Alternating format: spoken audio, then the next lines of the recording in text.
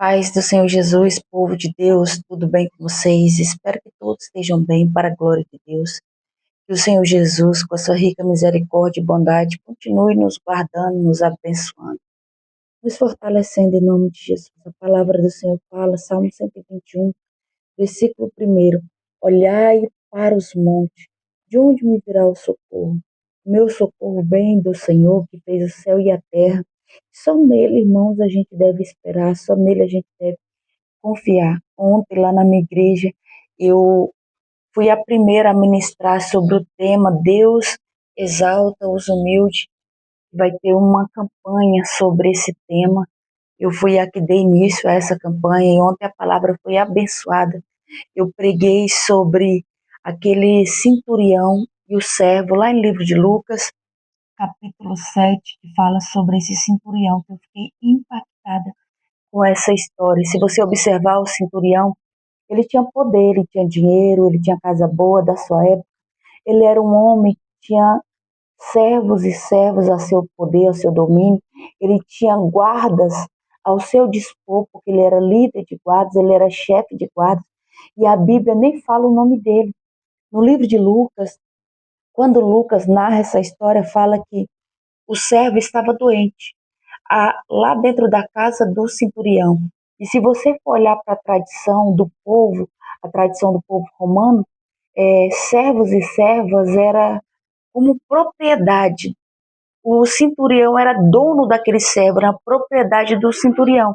Ele poderia descartar aquele servo, poderia simplesmente jogar para lá, porque adoeceu, mas ele preferiu amar aquele servo e cuidar daquele servo. Então ele fica sabendo que Jesus está passando por ali e ele não se sente digno de ir até Jesus. Ele manda uns anciões, as pessoas mais velhas, judeu, ir até Jesus, chamar Jesus para ir até sua casa. Observe que quando o judeu chega lá diante de Jesus, fala assim: olha, ele é digno de que você vá lá fazer isso por ele. Nem o próprio centurião se achou digno de ir até Jesus, mas as pessoas davam testemunho do centurião, que era um homem bom, um homem digno, um homem justo, um homem honesto. Os judeus falou que ele era um homem digno e que ele amava o povo judeu, algo já fora do normal para aquela época, porque os próprios romanos não gostavam dos judeus, os romanos oprimiam os judeus. Só que esse romano, sendo um homem que tem nome, sendo um homem que tem autoridade, sendo um homem que tinha dinheiro, tinha servos e servas, ele não oprimia o povo judeu. Ele não maltratava o povo judeu. Ele tinha um servo que ele amava, ele cuidou do seu servo e ele edificou uma sinagoga para o povo judeu. O judeu falou, ele ama esta nação. E observe que ele fica observando se Jesus vai vir para a casa dele, o centurião. Ele fica olhando o tempo todo para a estrada. E a Bíblia diz que quando Jesus se aproxima da casa, o centurião manda amigos ir até Jesus.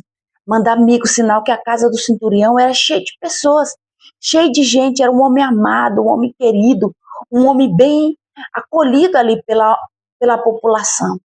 E isso é tão interessante que ele manda esses amigos ir até Jesus e diz para Jesus: olha, eu não me achei digno de ir até você.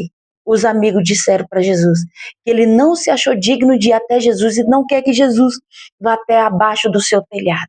Meu Deus, olha que homem humilde, olha que homem simples. Ele sendo o maior ali, ele se colocou como o menor, como servo, dizendo não é digno, que não era digno de Jesus ir até debaixo da casa dele, do telhado dele. Ainda mais surpreende até Jesus, dizendo assim: olha, só basta uma palavra tua, Jesus, uma palavra tua e meu servo será curado. E Jesus ficou impactado ali, admirado, e o próprio Jesus agora para uma multidão para dizer: olha, eu andei Israel inteiro e eu não achei um homem com tanta fé como esse. Observe que o judeu deu testemunho dele e agora até o próprio Jesus dá testemunho desse homem. Meu Deus, um homem que tinha todo o poder, autoridade, se colocou como último, se colocou como servo. Um homem que amava o próximo, um homem que amava a nação judia, um homem que, meu Deus, que não teve capaz, não se sentiu digno nem se sentiu capaz de receber Jesus na sua própria casa, por olhar para você e ver tantas falhas, tantos pecados. Meu Jesus, precisamos aprender, nos humilharmos, precisamos amar nosso irmão como a nós mesmos. Depois você medite nessa palavra, Lucas capítulo 7, em nome de Jesus. O centurião e seu servo, eu creio que você vai ser edificado. Irmãos, em nome de Jesus, que Deus te abençoe. Não se esqueça, você gosta desse tipo de conteúdo, de se inscrever, de ativar o sininho das notificações, para você receber toda vez que eu postar vídeo aqui. Vou me esforçar, irmãos, todos os dias para fazer live aqui em nome de Jesus. Amém? Que Deus te abençoe em nome de Jesus.